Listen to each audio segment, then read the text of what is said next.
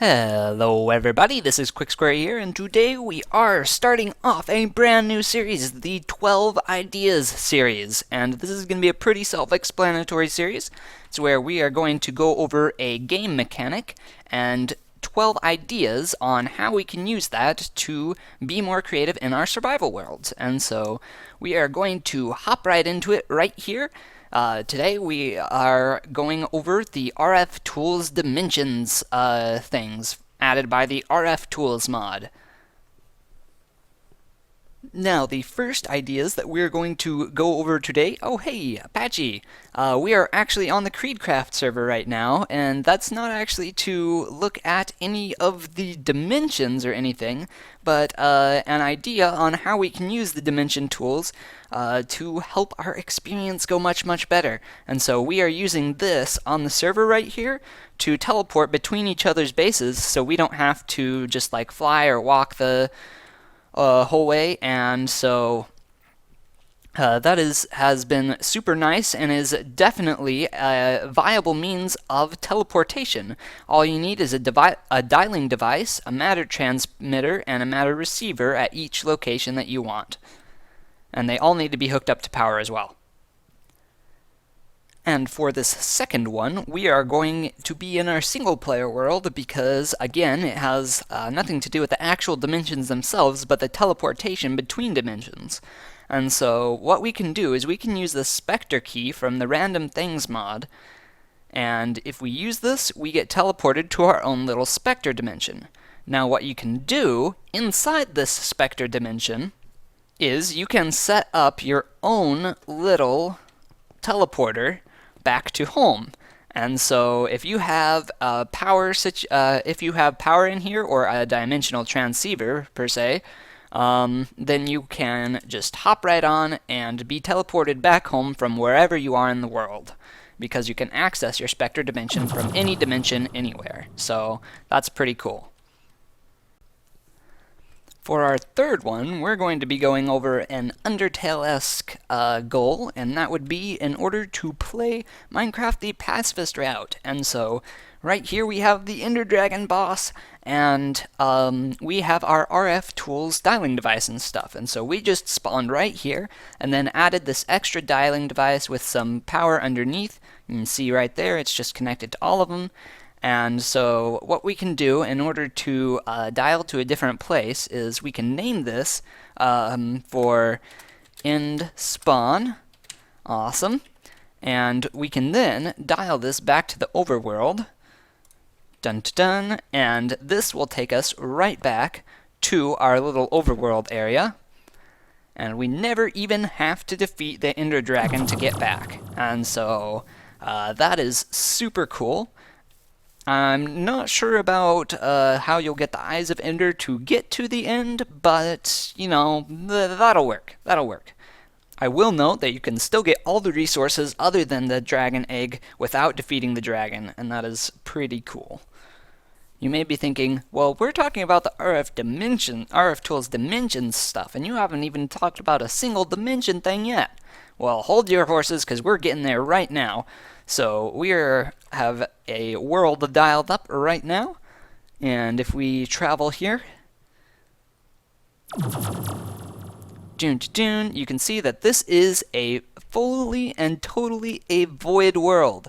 And this is pretty cool, and it could be very useful in a survival situation.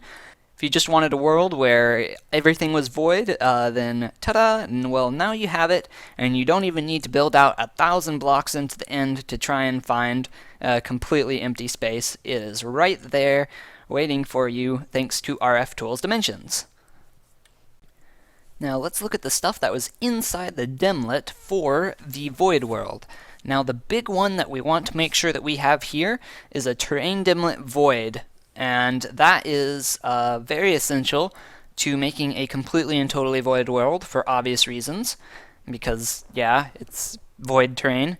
However, you also want to make sure that you have no effects, because otherwise, if you come into that world, if you don't have the no effects, there's a possibility of getting wither, poison, and all those other things that just passively affect you in that world. And so you don't want that.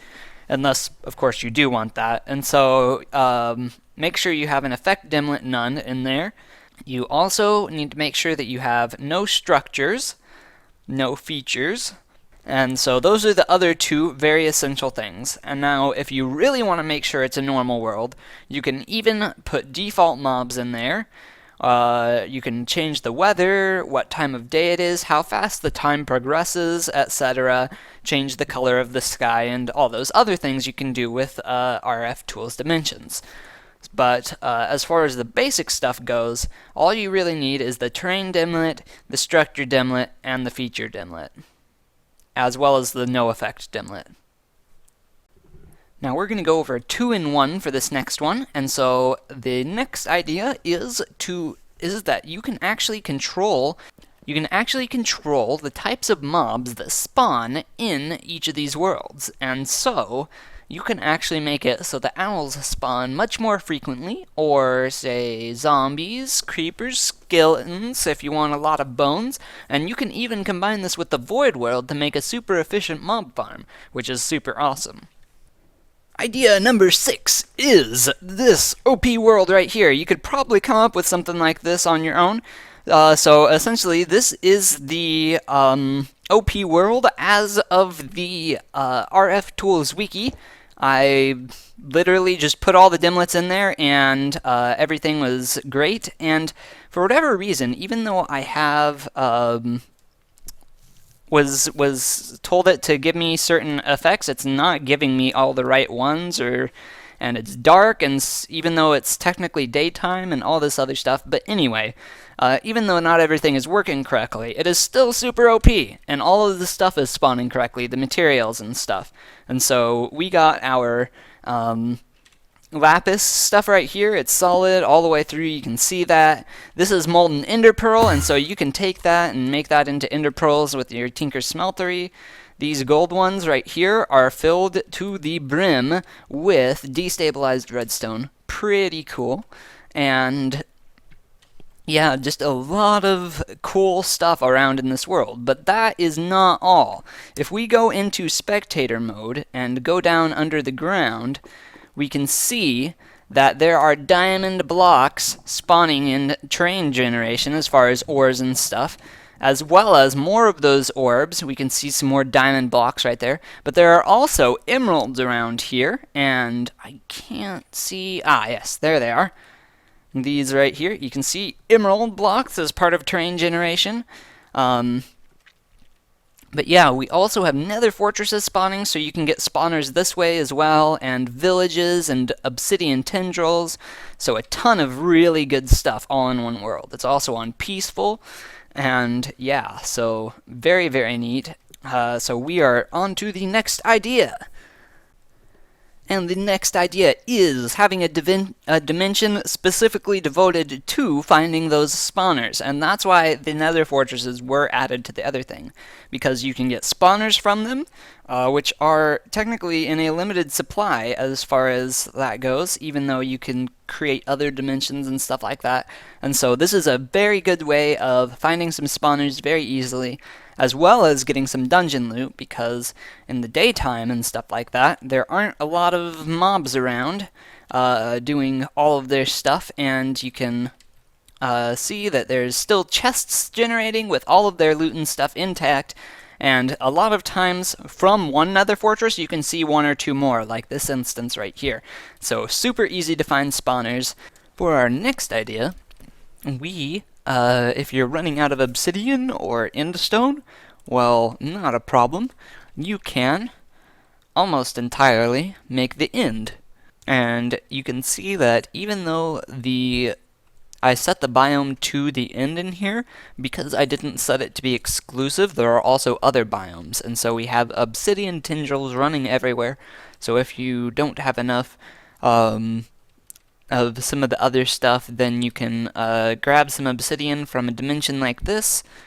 But you'll notice that the end crystals spawned with their whole pillars in this world, which is very interesting considering that if you look at the biome we're in, you can look right around in here on the mini-map. Yep. and it says the end, and then as we go this way, we'll see that that switches to plains. And at some point, it's also ocean and some other things like that. And so it's very interesting to see all this. I'm not sure how you prevent the dirt from spawning. However, everything else is just fine, including all the endstone that is properly there, and all of that as well. Now, with the Floating Islands dimlet, and I don't know what this looks like, so we'll just have to see. Oh wow, birch forest, okay. So essentially what we've done here is we have taken the Floating Islands dimlet and just made our very own Floating Islands world with no extra effects. And it appears that things have spawned in normally, except that there is molten obsidian around the edges of everything. Oh wow, and it's still flowing down. My goodness.